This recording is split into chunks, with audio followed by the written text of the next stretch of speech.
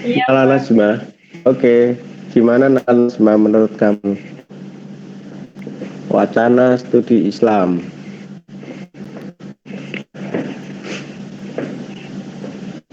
pro dan perdebatan?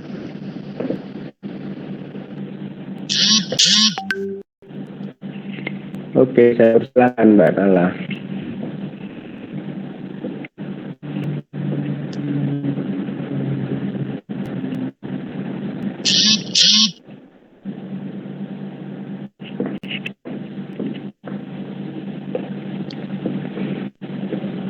Tuh, Pak, saya juga masih kurang paham sih. Kurang paham. Yang kurang paham apa?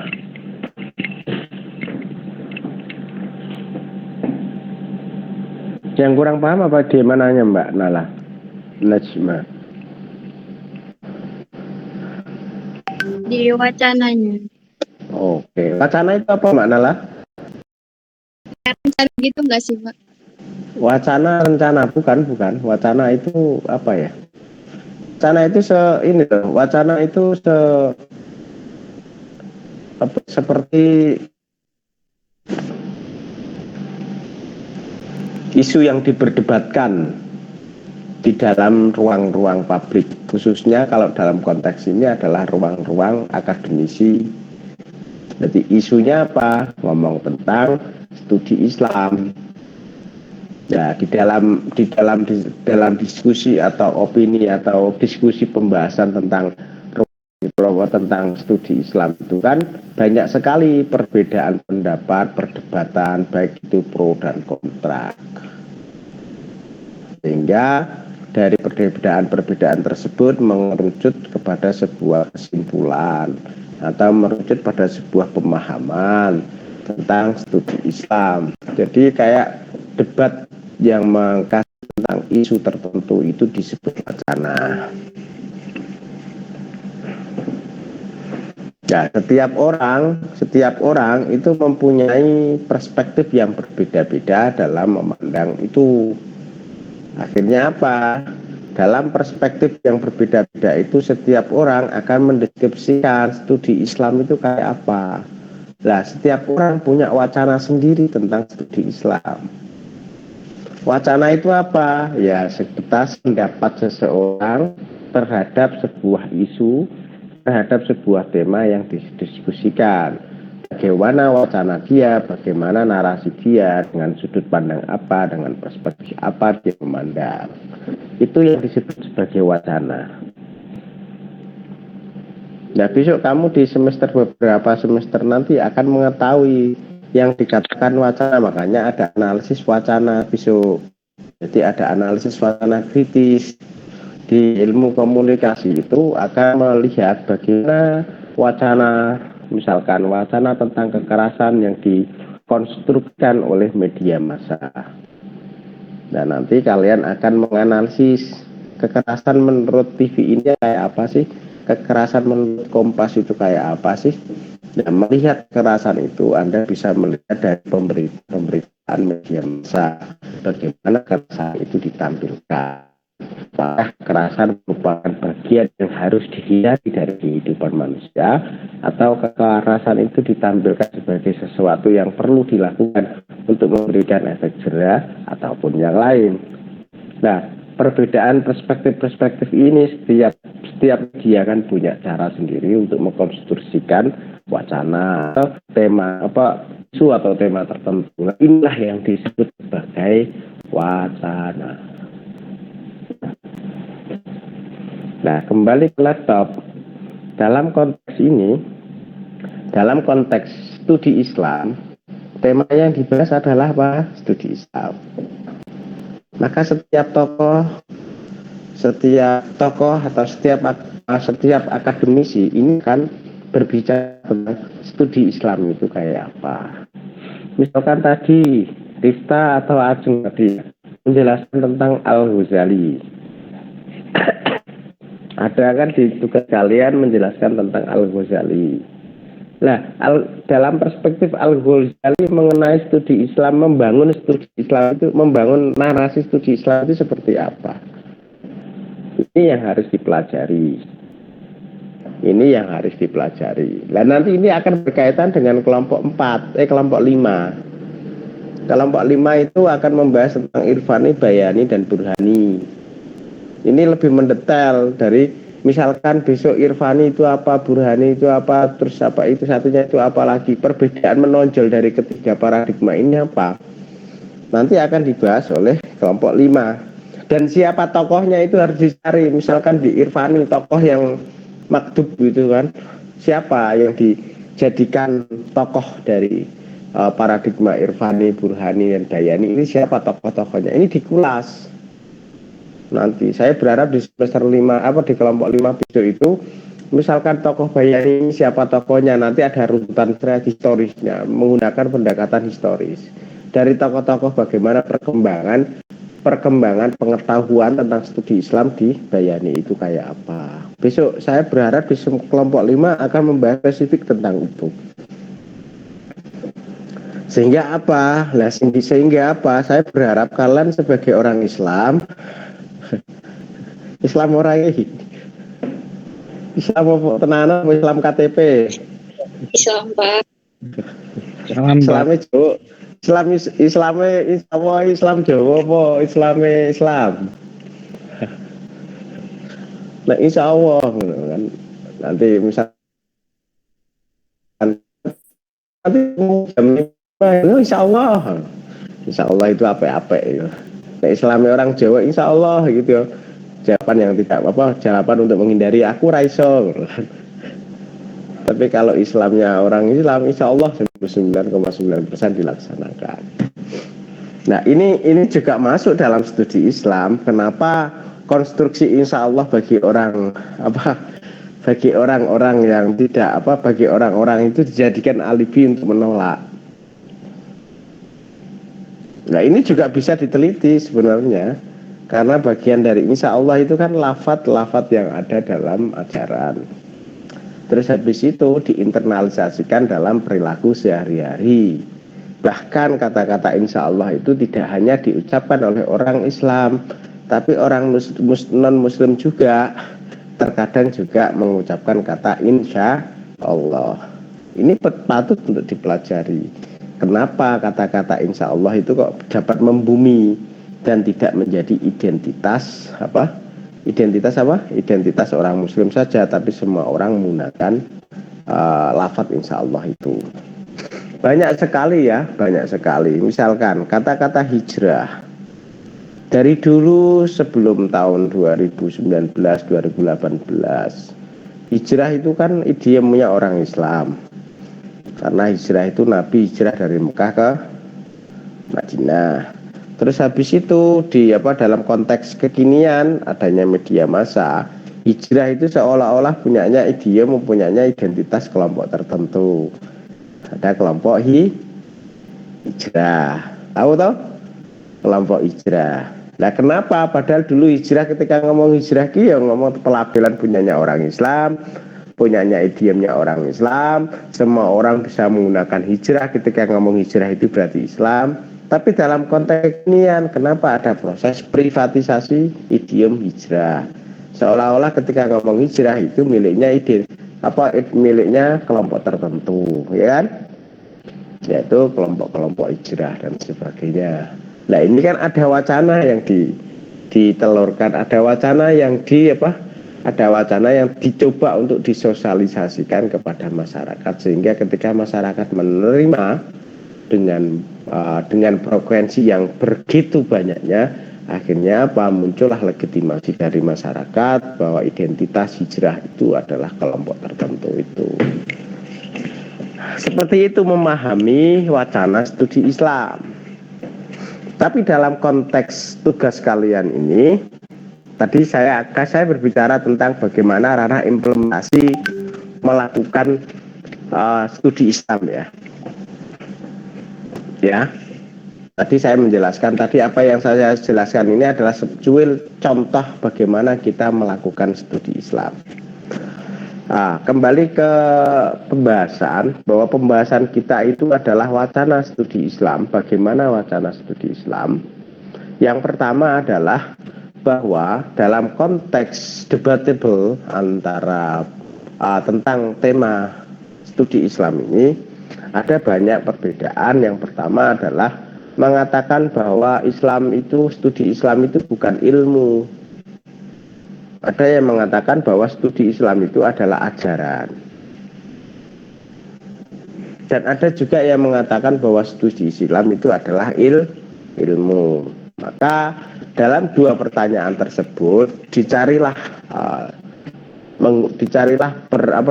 sebuah solusi menggunakan pendekatan filsafat. Adanya salah satunya adalah syarat menjadi sebuah ilmu itu ada tiga tingkatan. Yang pertama adalah ada syarat ontologisnya itu apa. Jadi dari ranah filsafat itu kan ada tiga, ada ontologis, ada epistemologis, dan ada aksiologis. Ontologis itu apa? Asal muasal itu apa? Dari mana studi Islam itu? Terus habis itu menjadi ranah epistemologis. Epistemologis itu bisa nggak dibuktikan secara metodologis. Terus habis itu validasinya seperti apa? Uji kebenarannya kayak apa? Baru ngomong tentang implementatif, yaitu aksiologis. Dari sisi aksiologis ini adalah apa gunanya ketika itu harus dicari, ilmu itu harus dipelajari. Gunanya apa aksiologis itu? Maka dalam makalah teman-teman Anda di kelompok 4 ini, saya melihat sudah runtut sebenarnya. Ada aksiologis, ada epistemologis, dan ada ontologis, ada epistemologis, dan ada aksiologis. Cuma teman-teman ini membacanya kurang cermat. Misalnya dalam tataran epistemologis. Dalam tataran epistemologis, ya itu yang perdebatannya adalah bahwa dalam studi Islam itu menyamakan dengan studi agama. Di mana kalau dalam konteks studi agama yang menjadi objek kajian keilmuan studi agama itu adalah agama. Tapi dalam konteks studi Islam yang menjadi objek ilmuwan itu adalah tentang Islam. Nah, dalam konteks Islam ini maka akan mengerucut kembali lagi kepada ontologisnya. Yang dipelajari dari keilmuan studi Islam itu apanya? Apakah keyakinannya, ataukah implementasi ajarannya, ataukah teksnya? Teks hukum Islam itu. Teks hukum Islam itu apa aja? Al-Quran dan hadis. Implementasinya itu apa ya? Perilaku beribadah. Orang bisa menginternalisasikan itu. Ngomong keyakinan gimana? Orang percaya bahwa Tuhan yang gaib itu ada orang yang percaya hantu, ada orang yang percaya genderuwo, ada orang yang percaya kuntilanak, ya padahal nggak pernah lihat toh. Ya, ada orang yang percaya apalagi ndas wereng lah kayak itu bahasa, atau ya kalau hantunya orang desa itu kan beda ya. Hantunya orang desa itu gundul batu, ndas wereng, ya kan? Nah, ndas wereng terus genderuwo, sowi gombel dan sebagainya. Tapi kalau hantunya orang kelas elit menengah itu apa? Kalau orang-orang kota susur ngesot, vampir. Jadi mereka nggak kenal genderuwo, orang elit ke atas itu kenalnya ya suster ngesot, vampir, terus apa lagi itu. Jadi ada ranahnya juga dalam istilah persetanan itu. Perhantuan itu ternyata juga aktivitas sosial juga untuk mendefinisikan nama-nama setan atau hantu itu. Kembali lagi ke ini tadi ke studi Islam itu. Dari aspek epistemologisnya ini ngomong tentang gimana proses metodologisnya, terus bagaimana ngomong tentang objek kajiannya, terus juga bagaimana ngomong tentang validasinya seperti apa. Ini bisa dikatakan benar atau tidak. Nah, dalam ranah metodologisnya maka banyak pendekatan yang dilakukan.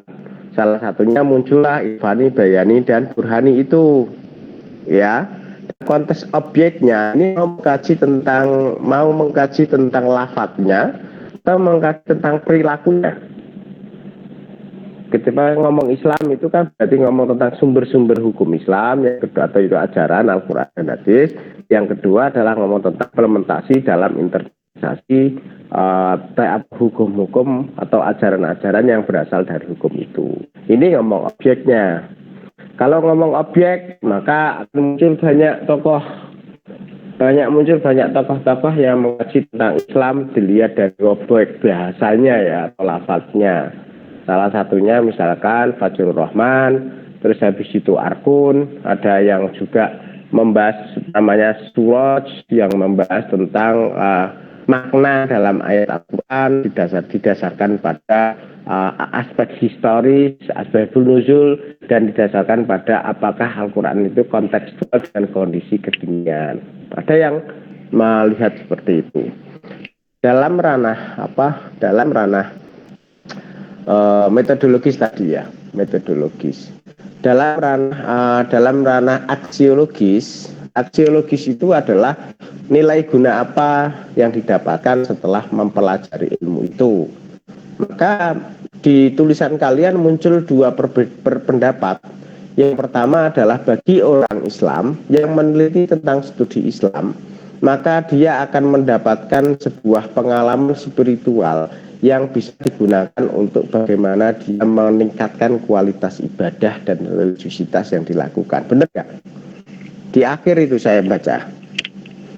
Yang kedua, dalam aspek aksiologis bagi orang non-Islam, maka implementasi mempelajari studi Islam itu ya hanya tahu tentang Islam itu kayak gimana. Hanya tahu dan mendapatkan pengetahuan baru tentang oh ternyata Islam itu seperti ini gitu loh. Ya kayak gitu-gitu. Lah, rangkuman dari apa yang saya jelaskan inilah yang disebut sebagai wacana studi Islam. Nah, dalam wacana studi Islam itu banyak perbedaan pendapat, juga banyak perbedaan perspektif, dan juga banyak perbedaan metodologis yang dilakukan. Seperti itu. Apakah ada pertanyaan?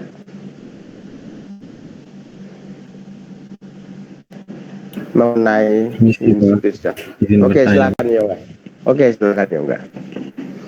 Izin bertanya, boleh dijelaskan lagi tentang yang ontologis, Pak?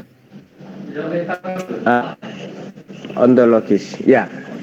Jadi gini, ontologis itu kan dalam perbedaan dalam wacana studi Islam dalam perspektif ontologis itu kan awal ilmu itu dari mana? Ya, dari mana? Maka ada dua perbedaan yang menganggap bahwa dalam melakukan studi Islam itu dianggap sebagai sebuah keyakinan. Yang kedua adalah ada yang menganggap bahwa studi Islam itu adalah sebagai sebuah ilmu gitu. Nah, Islam itu dikatakan sebagai sebuah ilmu apabila bahwa Islam itu dijadikan sebagai objek kajian. Nah, dalam konteks objek kajian ketika ngomong Islam, banyak hal yang dipelajari ketika ngomong Islam.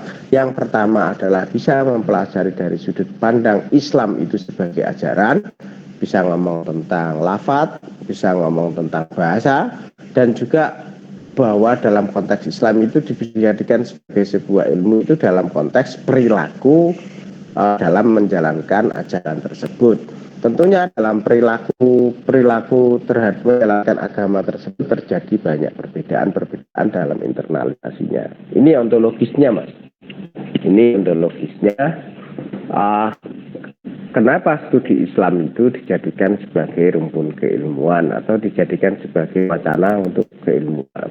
Islam itu dijadikan sebagai aspek kajian atau sebagai sebuah ilmu gitu. Begitu, Mas Yoga. Baik, Pak. Terima kasih, Pak. Oke. Yang lain? Jadi saran saya sebagai seorang akademik itu melihat studi Islam itu ya jangan hanya dijadikan sebagai sebuah keyakinan ajaran saja, sehingga kalian ketika ngomong gini menganggap ini adalah sebagai sebuah kebenaran mutlak. Tidak. Karena apa? Dalam perilaku manusia itu selalu selalu diliputi oleh motivasi.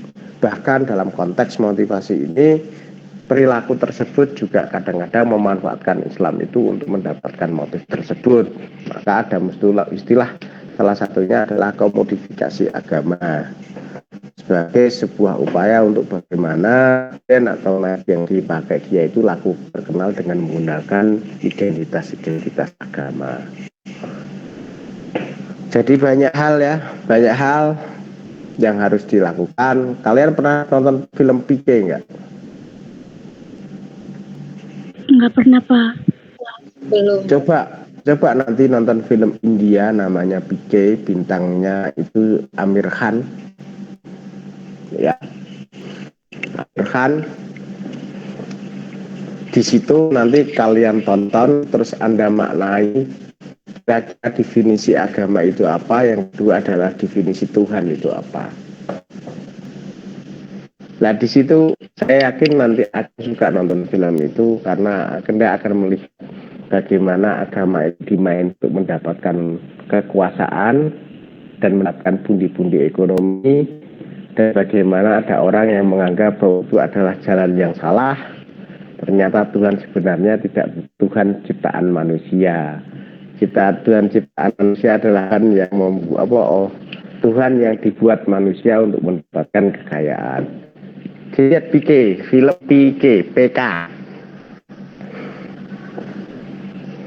Itu nanti tolong dilihat nanti sebagai wacana kita, referensi kita memahami studi Islam dalam konteks kalau di PK itu adalah studi agama. Oke, ada pertanyaan lagi, silakan. Saya izin bertanya, Pak. Oke, Rifta. Untuk saat ini tuh keberadaan studi Islam secara epistemologi itu seperti apa, dan contohnya aksinya itu seperti apa?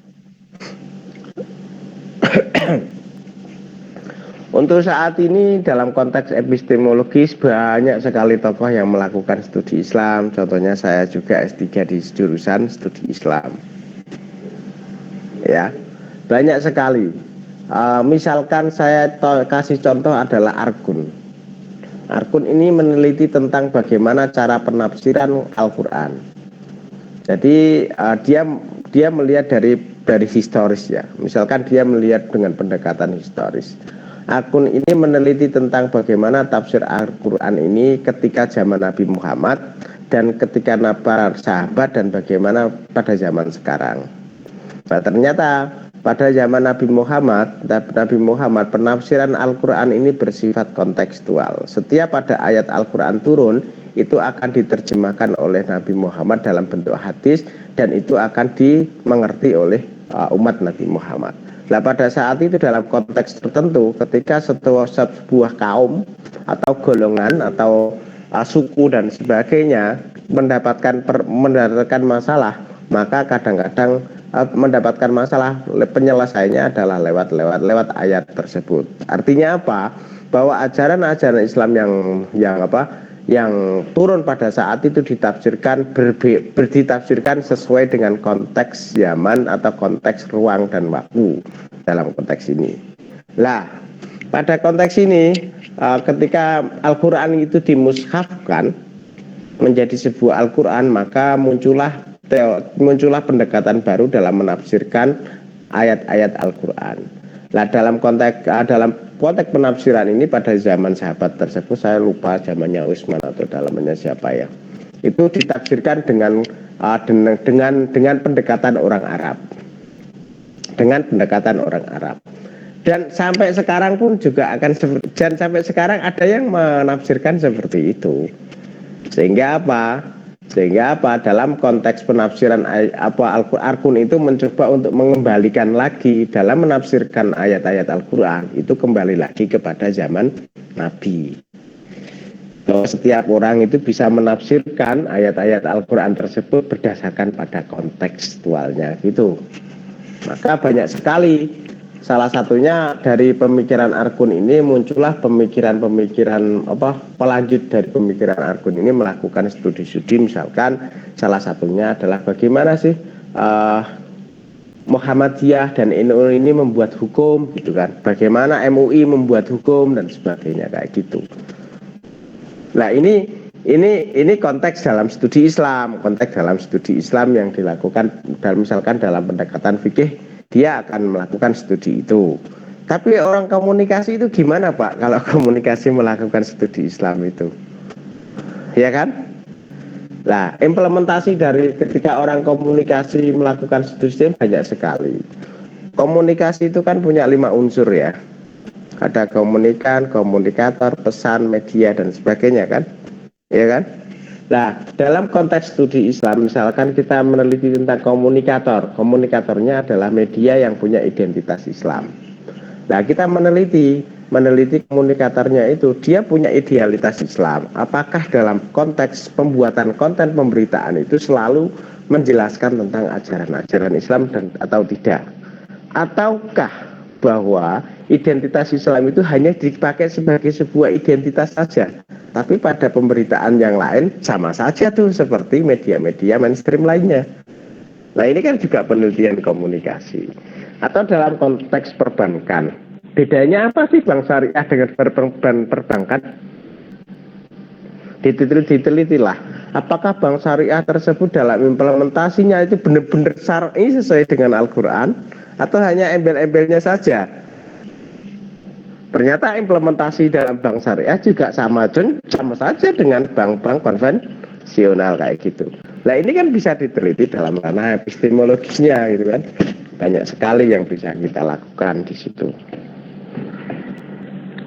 Nah, misalkan gini, saya meneliti tentang media.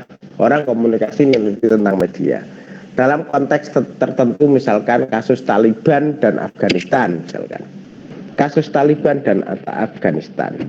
Nah, saya mengerti kejadian realitas tersebut dari pemberitaan media massa. Oke, jadi saya ingin meneliti medianya. Bagaimana sih Islam Taliban itu dikemas atau di-framing oleh media, kayak apa sih Islamnya? Oh, ternyata di Kompas bahwa Taliban itu ekstrim radikal, tapi berbeda dengan media lain, mungkin di Republika bahwa Taliban itu adalah sosok revolusioner dan sebagainya. Nah, ini kan dipelajari. Nah, ini bagian dari studi Islam dalam konteks kita melihat studi Islam dengan perspektif keilmuan komunikasi. Jadi begitu Mbak Rifta. Iya Pak, terima kasih. Bisa dipahami toh? Bisa. Oke. Jadi besok kalian sebagai mahasiswa ilmu komunikasi, apalagi bernaung dalam UIN Sunan Kalijaga Yogyakarta, UIN loh ini, I-nya itu loh, Universitas Islam Negeri. Besok kalau kamu KKN, yang laki-laki terutama, besok kamu KKN gak mandang kowe jurusan opo, kamu jurusan Ilkom atau jurusan Informatika. Kalau KKN di masyarakat, kamu kuliah di mana Mas? UIN, mesti mau. Besok gantiin khotbah saya ya. Mesti gitu. Pemahaman orang ketika ngomong UIN, ada Islam yang mesti bisa khotbah. Suruh gantiin khotbah dan sebagainya. Ini pemahaman masyarakat atau stereotip yang ada di masyarakat ya, stigma di masyarakat. Nah, ini saya berharap nanti bedanya Ilkom di UIN dengan Ilkom yang di UGM atau Ilkom yang di Unibrau atau UGM yang di UNER itu harus punya core values yang berbeda. Jangan disamakan. Begitu teman-teman, bisa difahami? Bisa, ada Pak. pertanyaan? Bisa, Ada Pak. pertanyaan? Ada pertanyaan lagi?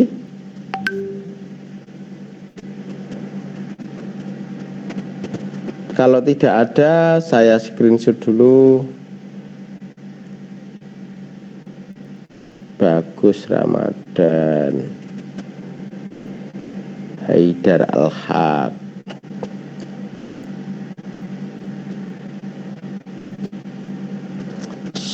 Sahuda Ardian Rizky, terakhir Zainul Anwar. Oke, terima kasih. Silahkan dipersilahkan kelompok 5 untuk besok hari Jumat untuk presentasi. Pokoknya beberapa bulan ini, beberapa minggu ini kita habiskan yang presentasi. Besok silahkan Anda mengerjakan tugas pengganti UAS-nya, tugas individu. Kalau sudah tugas di individu, ya udah silakan nanti saya koreksi, habis itu ya sudah, goodbye. Sampai jumpa di semester 2. Ya kalau saya ngajar di Ilkom. Oke, terima kasih. Sekian dari saya. Mohon maaf jika ada salah kata. Mangan ketupat dicampur santen, bek menawi wonten lepat nyuwun ngapunten. Wallahu muwaffiq ila aqwamit thoriq. Wassalamualaikum warahmatullahi wabarakatuh. Waalaikumsalam warahmatullahi wabarakatuh. Terima kasih Pak Nana. Terima kasih Pak. Terima kasih Pak.